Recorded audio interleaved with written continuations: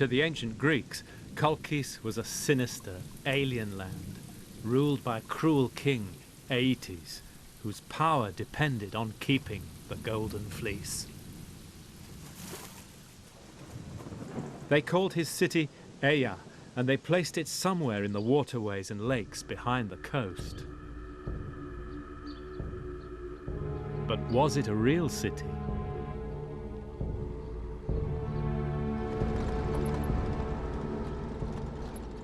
Needless to say, archaeologists have combed this part of Georgia looking for the city of the sun god.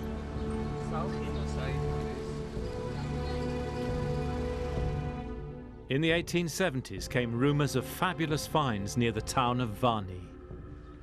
After every torrential rain, out of the hillside were washed gold ornaments, jewels, rings and necklaces. The whole hill, said one of the newspapers, is full of gold.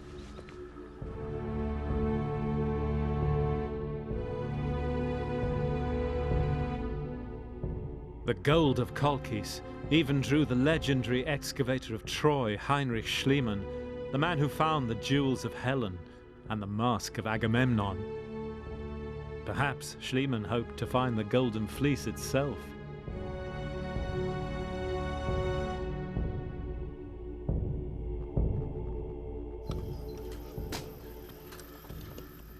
Modern archaeologists have found much more gold at Varni and a walled native Colchian city. So what have you got here? Do you know yet? Do you know what... Its heyday was from 600 BC, long after the Bronze Age, but just the time when the Greeks were planting their first colonies here, when the myth had become fixed in Georgia. Do you think there could possibly have been an expedition here to this place in the Bronze Age, to Colchis? Maybe in the myth, some memory preserved about the first explorers of the Black Sea area. And maybe this is connected with the period of Greek colonization. In 8th century, when literally was fixed this myth of Argonauts or the Golden Fleece country, it was the Colchis where it stopped. The traveling of this myth stopped in Colchis, and after this I think Colchis is this country rich in gold. The El Dorado of the ancient Greeks. Fantastic. And it's actually rich in gold. And it is rich. It actually was rich in gold. Rich in gold, yeah. Wow. Who were Argonauts? They are a good, well-organized band of robbers.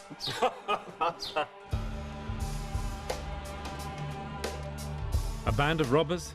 A simple act of piracy? Could that be the truth behind Jason's quest?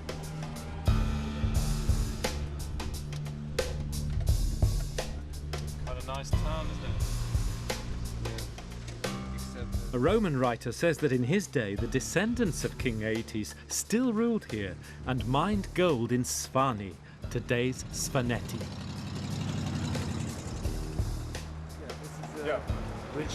Richard, right. I'm Michael. Very nice to meet you. Svaneti is a wild valley up in the Caucasus. Only days before we arrived, it was still closed to outsiders, and we could only go there with the protection of local families. So we've been given a few rules. Don't look at the men for too long in the eye. We're taken as a threat. Don't look at the women at all, and never show fear.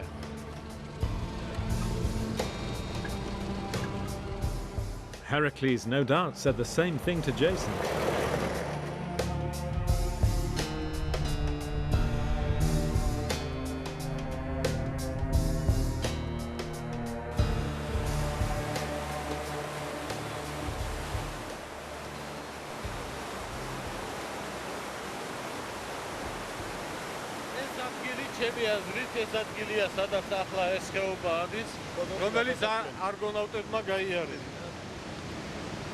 This is a place where, in my opinion, Argonauts turned to that side, because that time the roads were going in a different way, not like today. And this was the main caravan road. This was? Which would go to Mestia and everywhere. Across the Caucasus? Across the Caucasus. Wow.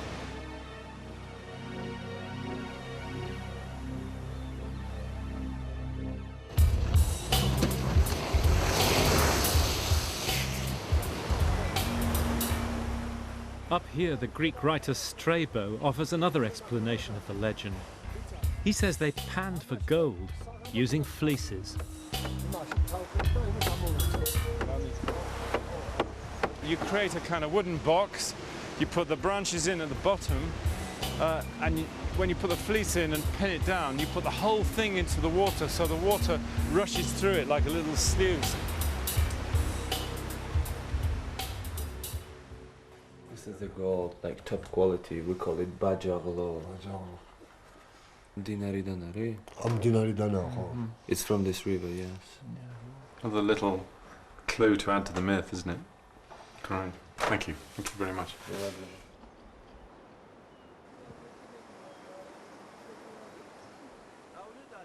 Hello. Nice to meet you. Hello. Hello. Hi. Hello. Hello. Hi. Not yet. Oh, not yet. Bit early in the day for that. What's brought the soldiers up here? It's internal troops. Oh, right. Internal. I mean, it's basically police. For the moment, they came to guard you. Oh, well, thank you very much. Thank you very much. Yeah. Well, there was potential trouble on the road yesterday. Potential trouble here can rapidly turn to AK-47s being fired. And several centuries of blood feud. It's best to send the police in.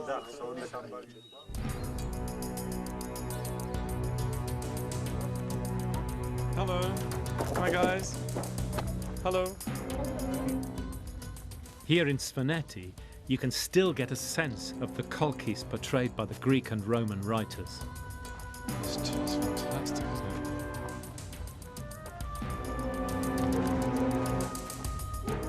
it? These towers have been built since ancient times for defense against their own neighbors, against blood feuds carried on for generations.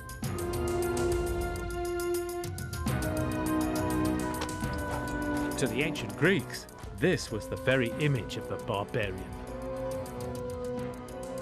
In a society like that, loyalty to the clan is paramount. Hospitality is a sacred duty, but also a way of showing your power and your influence. Women are zealously guarded, the men rule, and daughters must obey their fathers absolutely, especially in matters of marriage.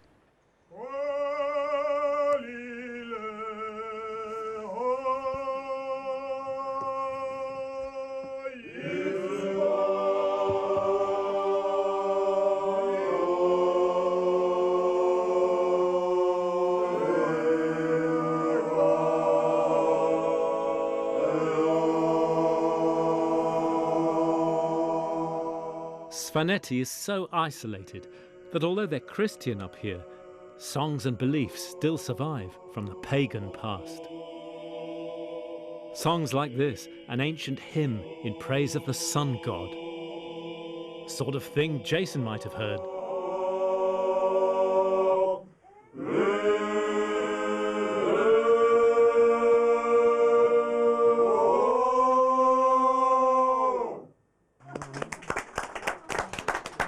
Bravo. That night, the Argonauts were invited by King Aeetes to a banquet. As the drink flowed, Jason calmly asked the king for the fleece. Thank you. The king reacted with murderous fury. Yes. But remember, the success of Jason's mission will depend on the goddess of love. Now the whole story changes in tone. In fact, it becomes a different story. It becomes almost a Greek clash with the other, a clash of cultures. And a new character appears in the story who will take the story over. A character who will turn out to be one of the greatest characters in all of myth and literature, the daughter of the king of Kolkis, Medea.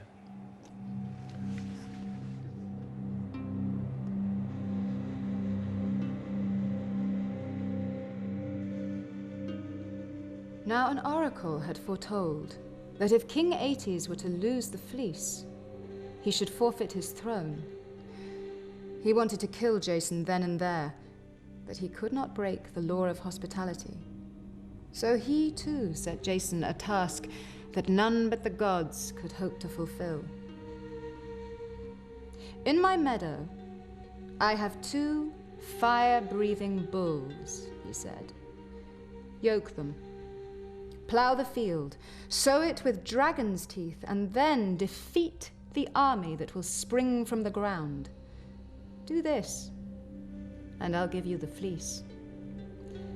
The king thought the tasks impossible, but Aphrodite, the goddess of love, had done her sweet work. She made the king's daughter, Medea, fall in love with Jason. That night, Medea visited him and gave him a magic ointment that made him impervious to the fire of the bulls and the swords of the earthborn men. In return, Jason promised to be her husband and to take her back to Greece.